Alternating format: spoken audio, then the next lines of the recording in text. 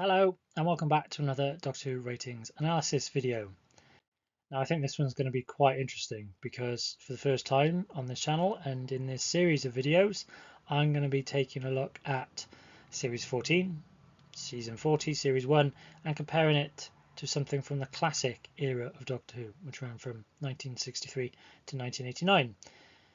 In this particular video I'm going to be looking at Season 26, Sylvester McCoy's third season as the Doctor, and comparing it to our 2024 series.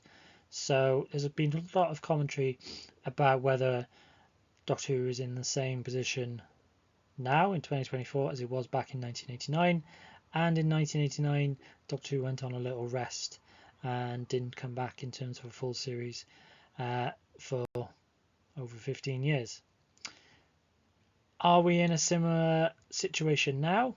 Well, as we always do on this channel, we're just going to look at the numbers and see what they say. To start with, our Series 14 ratings, our overnight and plus 7-day ratings. We've got videos earlier on in the playlist. If you've not seen them, they go into these particular numbers. Everything from Space Babies through to Empire of Death for overnight and plus 7 days. So if you've not checked them out, feel free to give them a watch. For this particular episode though, we're going to have a look at season 26. We've got 4 stories made up of either 3 or 4 parts, and we start with Battlefield Part 1 at 3.10 million. Now this was the lowest on transmission overnight number of people tuning in to watch a classic era episode of Doctor Who on broadcast.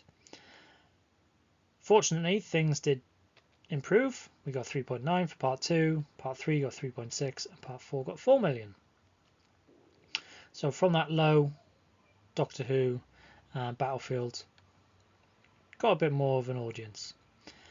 The following story, Ghostlight, 4.2 million, part 2 4 million and part 3 4 million. So again, we're starting to see a good amount of consistency around the 4 million mark.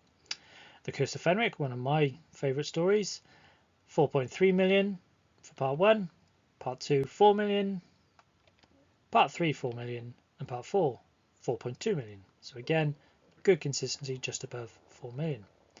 And then Survival, the final story of the classic era of Doctor Who, part 1 5 million, part 2 4.8 and part 3 5 million. So again, good amount of consistency, just under 5 million viewers. So again, we only have our on transmission, our overnight audience. This is the number of people watching season 26 live on transmission on BBC One, unlike series 14. This was not on a Saturday night, this was opposite Coronation Street in a midweek slot, so not direct comparison with days of the week, but let's see how Doctor Who's done when we compare the two. And graphically it looks like this. So season 26, we see an initial low at the start of the season, very much against the trend that we see in modern series of Doctor Who, where that initial interest comes with the opening episode of a series and then tails off a bit and might peak back up again for the series finale. But season 26 grows its audience from that 3.1 and manages to build up towards 5 million for part 3 of Survival. On the opposite side, we have series 14. We have our overnight number in blue, so quite a long way down when compared to our overnight numbers for season 26. But obviously television is completely different now in 2014 to what it was in 1989. So we have our plus 7 numbers in orange above it, and we have that variation from 4.06 to a low of 3.38. Let's break those down a little bit further. So our overnight, so again this is just the people tuning in to watch transmission on BBC One as live, so from 3.1 to 5 million for season 26, and for series 14 2.62 to 2.02. So quite a long way down, but if we don't think this is a fair comparison, let's compare our overnights for season 26 to our plus 7s for Series 14. And you can see they're a lot closer together now. So 3.1 to 5 for Season 26 and 4.06 to 3.38. So bit of a narrower range for Series 14, but the peak isn't as high and the low isn't quite so low when compared to Season 26.